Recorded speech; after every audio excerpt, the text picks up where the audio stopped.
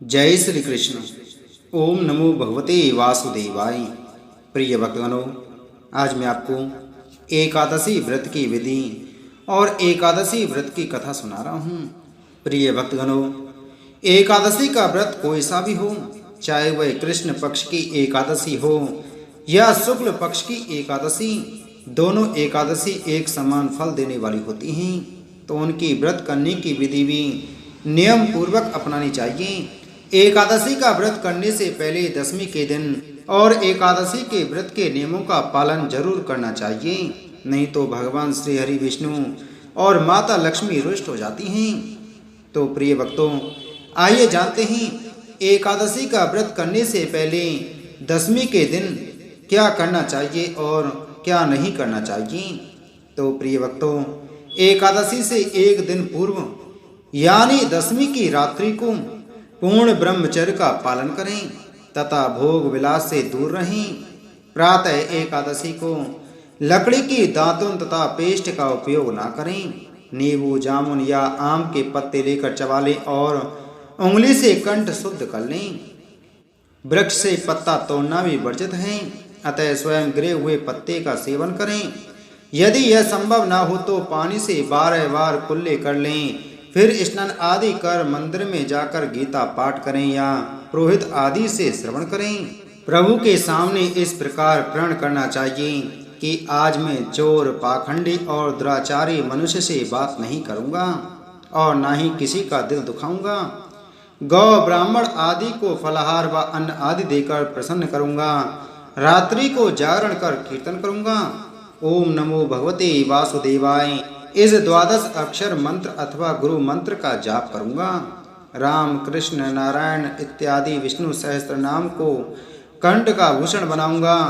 ऐसी प्रतिज्ञा करके श्री विष्णु भगवान का स्मरण कर प्रार्थना करें कि हे त्रिलोकपति, मेरी लाज आपके हाथ है, अतः मुझे इस प्रण को पूरा करने की शक्ति प्रदान करें।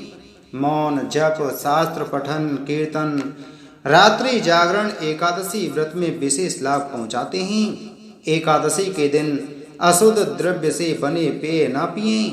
कोल्ड ड्रिंक्स, एसिड आदि डाले हुए फलों के डिब्बा बंद रस को न पिएं। 2 बार भोजन न करें। आइसक्रीम व तली हुई चीज न खाएं।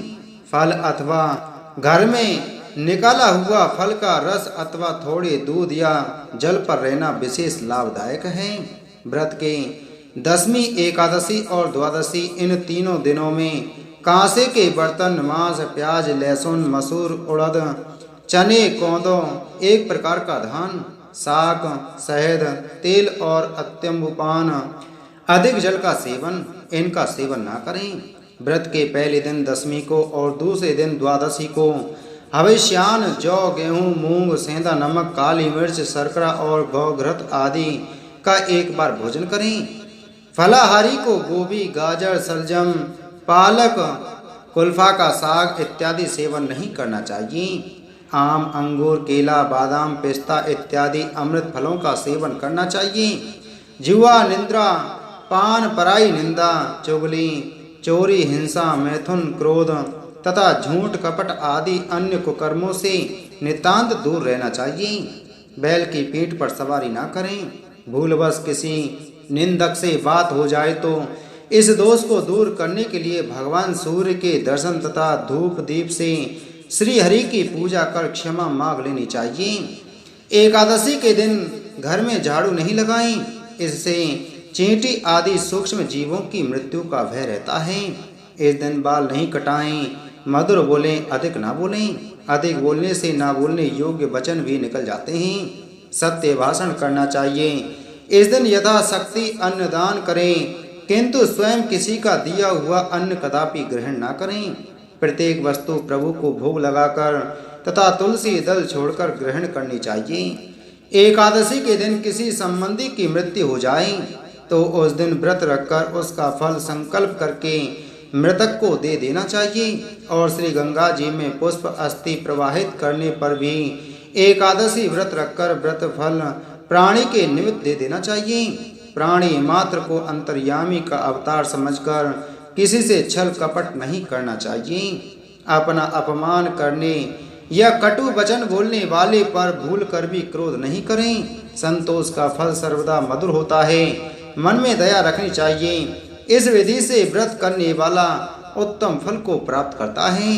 द्वादशी के दिन ब्राह्मणों को मिष्टान, दक्षिणा आदि से प्रसन्न कर उनकी परिक्रमा कर लेनी चाहिए। पाप मोचनी एकादशी व्रत कथा। धर्मराज युधिष्ठिर बोले, हे भगवान, आपने फाल्गुन मास के शुक्ल पक्ष की एकादशी का महत्व सुनाया। अब कृपा करके चैत्र मास के कृष्ण पक्ष की एकादशी के बारे में बताइए।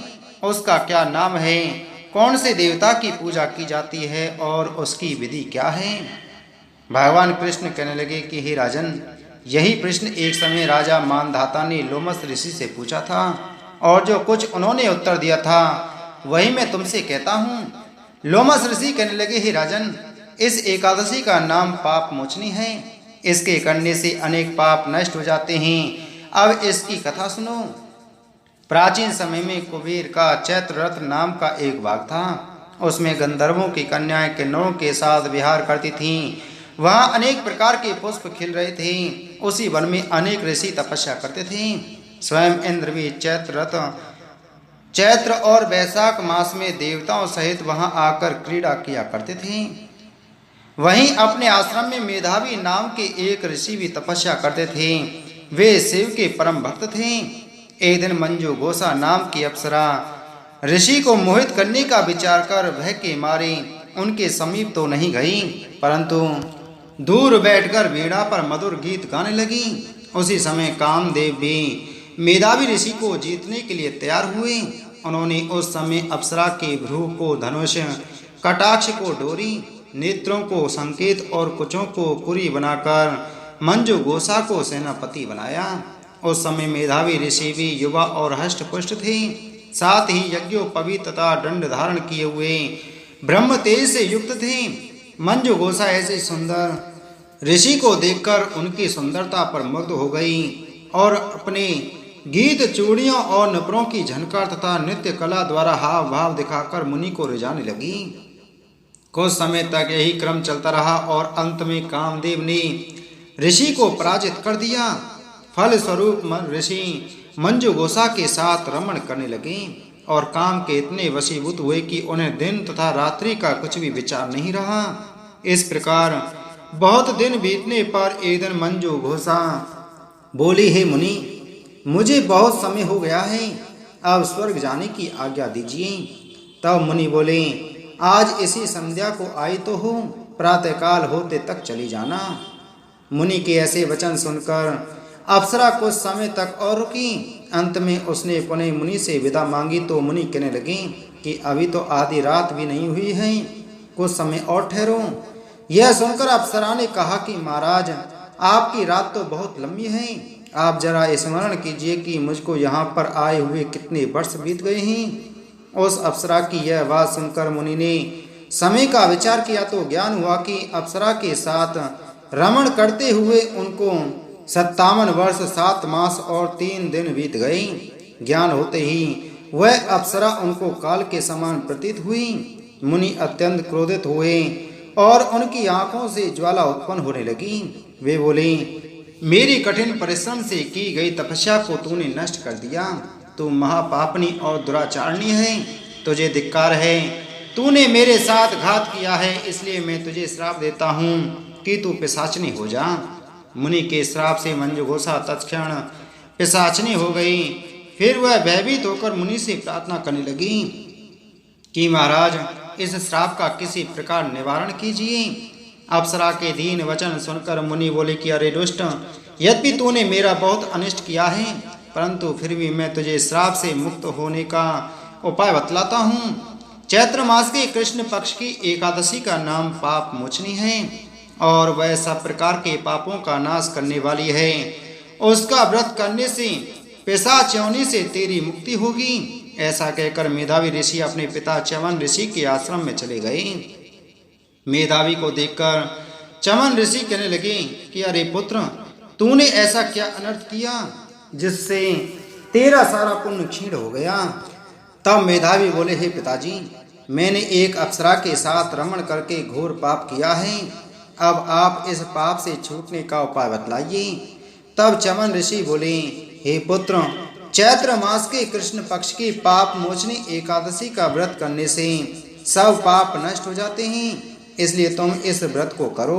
पिता की आज्ञा पाकर मेधावी ऋषि ने भी विधि पूर्वक इस व्रत को किया, जिससे उनके सब पाप नष्ट हो गए।